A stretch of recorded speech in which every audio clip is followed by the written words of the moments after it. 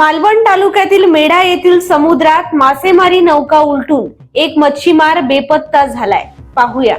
मालवण तालुक्यातील मेढा येथील समुद्रात मासेमारीसाठी गेलेली नौका वारा आणि लाटांच्या माऱ्यात पलटी होऊन 3 मच्छीमार पाण्यात फेकले गेल्याची घटना 8 जुलै रोजी सकाळी 6 वाजण्याच्या सुमारास घडली।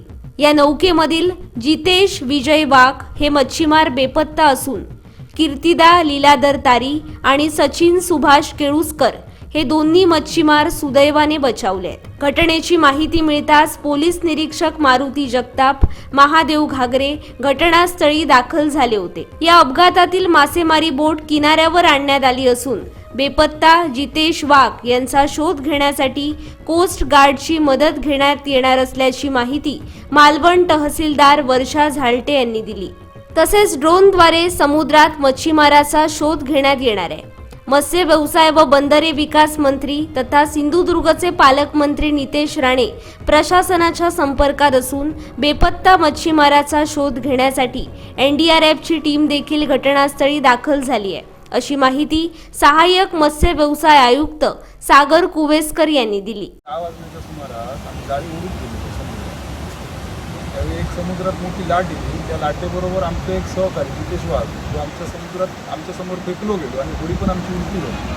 ती होडी आम्ही सरळ करीपर्यंत तो आमच्यापासून 15-20 फूट दूर गेलो आणि त्याच्या शरीरात जर्सी घातली असल्यामुळे तो समुद्राच्या प्रवाहावर वाहन गेलो।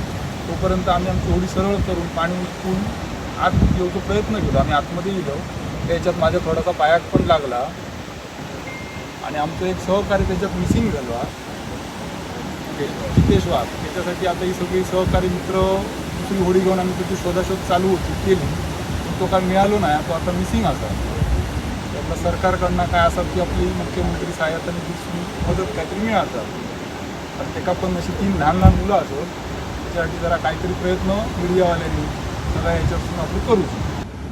आज सकाळी मच्छीमार मासेमारी करायला गेले होते, तर आमचा मच्छीमार बरेचसे लोक विचारतात का बाहेर जातात।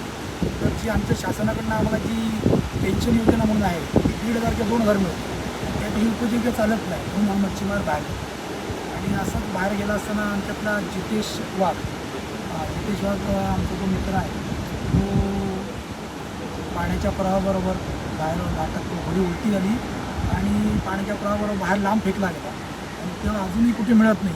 त्यामुळे आमची आता आशा ज्या पल्लवी होत्या त्या पण मावायला लागल्या। तर आमचं एकच म्हणणं आहे की आता आम्हाला बऱ्याचशा एनडीआरएफची टीम आलेली आहे, तहसीलदार झालटे मॅडम आलेले आहेत,